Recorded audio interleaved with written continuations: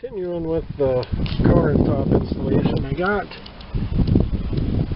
an acceptable gap all the way on this back wall. I left a little bit more of a gap on that bump out because I might try to get a small portion of that plastic trim stuck back in there.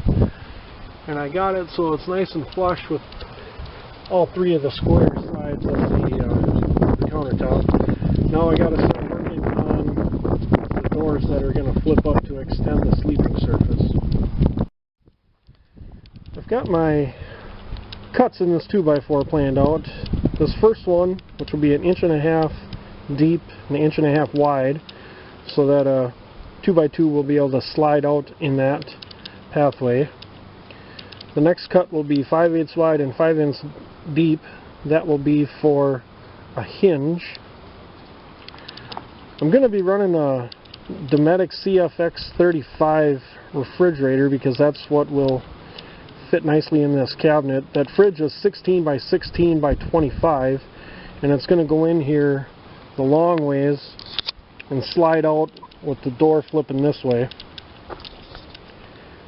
The opening for the fridge is actually going to be 27 1/4, so that will leave a little room for the handles and whatnot.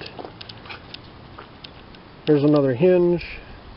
There's another slide out. There's going to be 3 slide outs, and that line right in the middle of this one is going to be the seam for the door.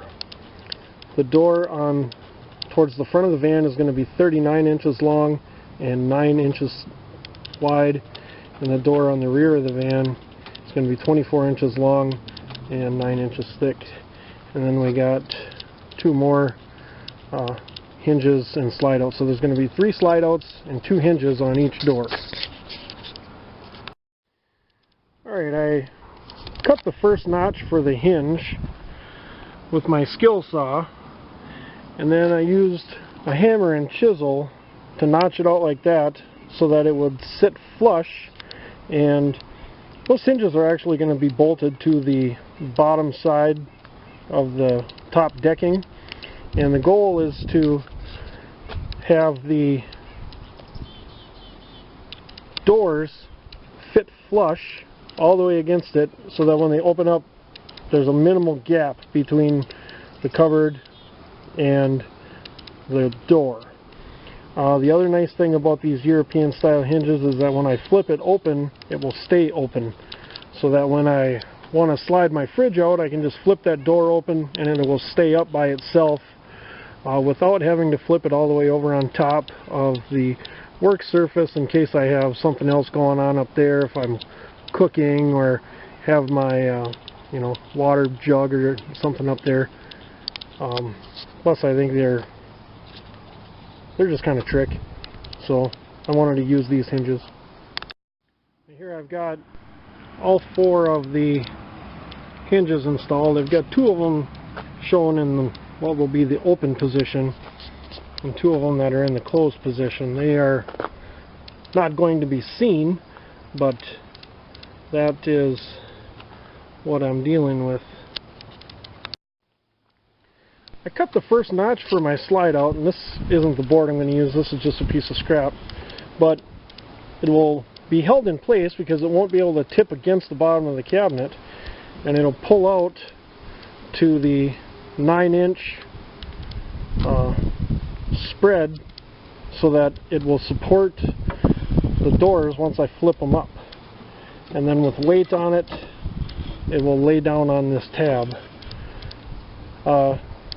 I did find, finally, a guy on the YouTube that had done something similar with his van, and I was really glad to find it because then I sent him a message and asked him if he liked the way it worked, and he said yes, and that's what finally convinced me that this is the way to go with my cabinet.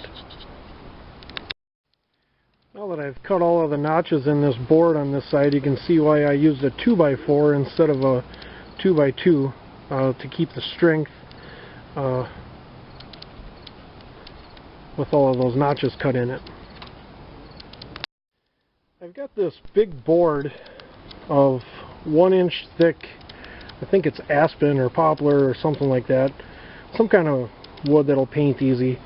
It's 2 feet by 4 feet, and I'm going to be cutting it into 3 chunks to make the flip-up portions for the bed. I got this years ago to make a cage for a bearded dragon for my ex-girlfriend, and then we ended up not using this board, and I've been dragging this thing around for 5 or 6 years now, so maybe not the best choice, but it's paid for, and I'm going to finally use it for something. I'm not very good at working a table saw. It broke right on the end. You can see there's kind of a narf on that side. I'm going to have to hide that somewhere because I got to use this piece.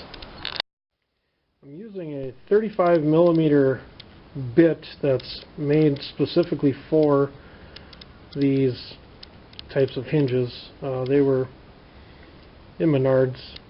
The bit was right by the hinges, so I just asked the guy and he showed me which one it was. I didn't know exactly how deep I was going to have to make the hole, and I didn't want to drill all the way through, so I kind of snuck up on it. Unfortunately, when I was going in and out, I ended up nicking this edge, which I'm a little bit pissed off about, but it's a learning experience. After I got the depth set on my drill bit, I was able to keep a nice square edge on that side. So this is the back cupboard door. The one on the front is the one I'm going to do next. So I don't know if I can build that up with a little glue or something when I go to paint it, or it might just have to be the way it is. Nothing I make is perfect, so maybe that can be one of my imperfections.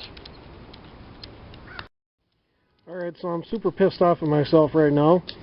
I first took this big chunk out on the right because I was trying to take too big of a piece, or I don't know what. I didn't get it cut down all the way down on the side, and then I took out the chunk on the left.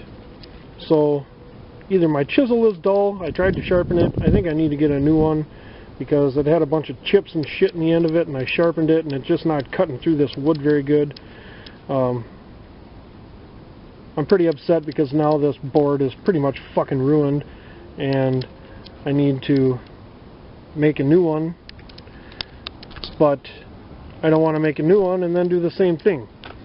So I think I'm going to clean up and go in for the night.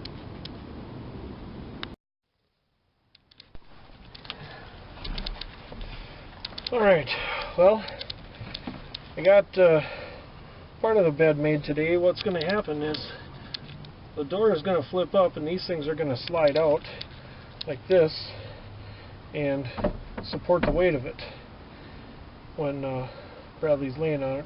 It's not going to take the main weight because the 2x4s are on here and right here. That's what's going to take the most of the weight. I got little knobs to put on the end of these so that they'll actually be recessed in, and then I'll pull them out. Had quite a bit of trouble with that fabricated aspen board or poplar or whatever the hell it was. Pretty upset right now. That's why I'm quitting a little bit early, because once I get frustrated I just end up wrecking things instead of getting stuff accomplished.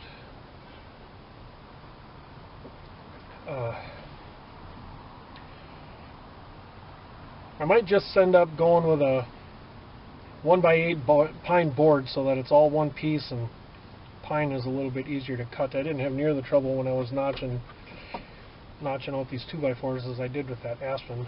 I was being super careful and I ruined it anyways. I'm probably still going to use that big board for that end piece down there. That's going to be 22 by 32.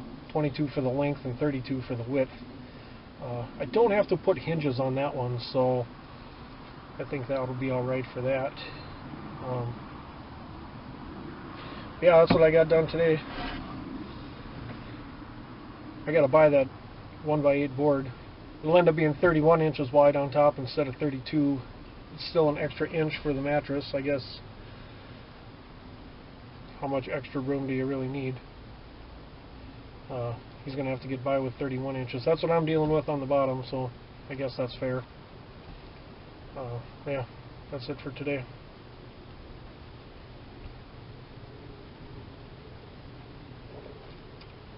Today's Wednesday, and I got to bring Bradley to meet up with his mom on Friday night so he can go to her house on this coming weekend. So I'll be traveling past the lumber yard to get that 1x8 board that I need, and I think that'll just make my life a little bit easier to put this thing together. I'm not a carpenter by any means. This is all, I haven't done a wood shop project of this magnitude since I was in high school, and I'm 40 years old, so that was 22 years ago. So I'm having to kind of remember everything that I learned then. And even in high school, I was more of a metal shop guy than wood shop anyways. I think the biggest thing I built was a speaker box to go behind the seat of my pickup. So it's been a learning experience. One of the reasons I'm doing this video is I hope other people can, you know, at least make fun of my mistakes. Yeah, I'm just going to sit out here and look at this thing for a minute.